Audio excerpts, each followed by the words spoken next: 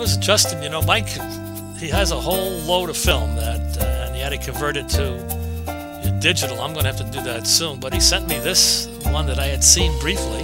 That's my son Art when he was just a kid. I guess about 12 or 13. He was an experienced boat hand, though, as you can see the way he's handling the lines. In fact, all the kids learned to sail out of Hilton Head. So by the time I got this boat, myself and Chuck bought it, thanks to a very convenient loan from the bank that his buddy was on the board. They financed this whole thing for us. This is the boat. It had the float on top. We call it the loan arc because that's how alone you are when it goes over. It was supposed to keep the boat from going turtle, but if you went over this boat, you were going to stay over anyway, so we never bothered with it. But this was in Branford, Connecticut, just south of New Haven, and where we had the boat docked, and that's Chuck's wife Judy, who's an artist and a guitar player and a singer, and that's Chuck there, very much younger. Those of you who know him now, just beginning to bald before he got the complete baldness, which we're all getting in our late 60s and 70s. And there's Art, scrubbing the boat down, and there's Chuck, believe it or not, on the top of the boat. We were adding some foils up there for your radar detection, and I guess this boat had just been put together. We had just sailed it up from Jones Beach area, all around through the Narrows and past the Statue of Liberty and up through the oh, there's Pauline. Isn't she beautiful? Oh boy. Anyway, this is me with my long hair, and this is about a year before I sold my interest in this software company, and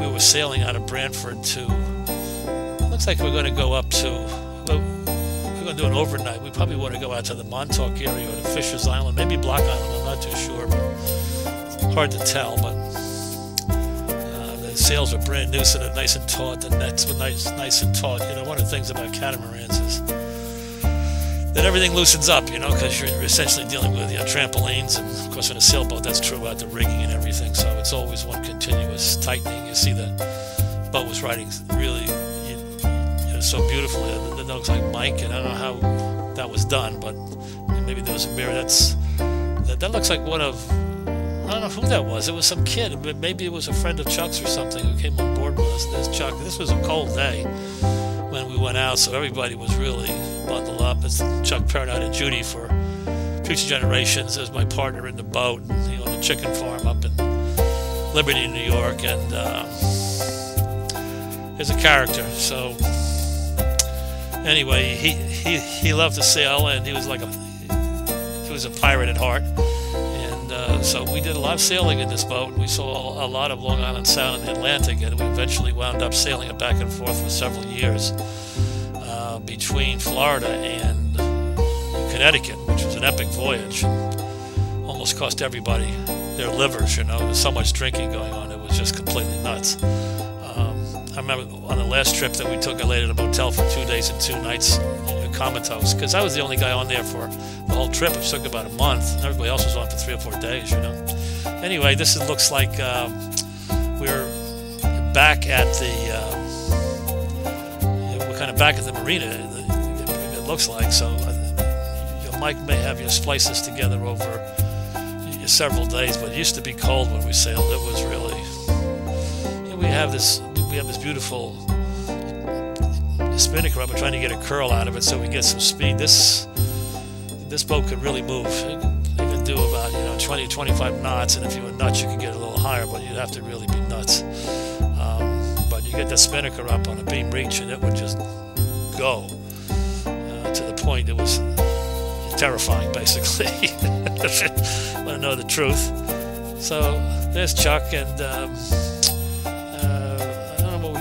that's in the back of some of the rig for the man overboard stuff, and flags and all the rest of it. We sail this boat a lot. Chuck eventually sold me his half the boat. He just needed some money, and he was up in Liberty, so I bought it, and I kept it down in Florida after 2 or 3 years of bringing it back and forth. It was a long trip. It was arduous, and when you're young, you do things like that. You're pretty nuts. We had some close calls, and of course, Chuck always had close calls because he never had any maps, or he didn't have any common sense, basically. So we used to get an SO road map and just head out of Branford and wonder why Coast Guard just thought he was completely nuts whenever they picked him up 50 miles offshore. He had no idea where he was. But I guess he had the boat beached a couple of times. They went up on the beach, you know. He had a bunch of farmers on board with him who knew nothing about sailing. He had a little kind of commune farm up in Liberty, New York. It was like a junior Charlie Manson deal, you know, although it wasn't as dark as Charlie's. It was just nuts, you know, but the same kind of crazy hippie farmer gun shooting folks. Anyway, I guess that's me on the side. That's one of the, somebody's sleeping. You see, these are pretty. Get some sleep. It's tough. I think that's Art. Then he's just fixing some lines, and I think this is either. I don't want to say it's Montauk, but it looks like the Montauk Lighthouse, doesn't it? So, you know, we could have been. Maybe we went out around. You have to come out around the Fisher's Island, or you have to come up around the Plum Gut, and then you're there, or that. That sure looks like either that or it's the Block Island. I don't know.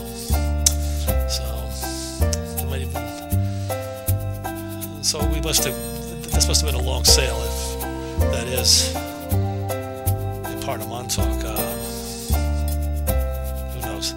But anyway, here's the crew as usual. You know, everybody's just trying to get in some seas and some rest. This boat pretty much sailed itself. Once you put a couple of like elastic bands on the tiller and you got the sails adjusted, it just kept going. So anyway, let's see, we got some. It was dark in the cabin sometimes, and when the sun came out, you went out there to get it. So this was nice of Mike to send this. Brought back a lot of memories. I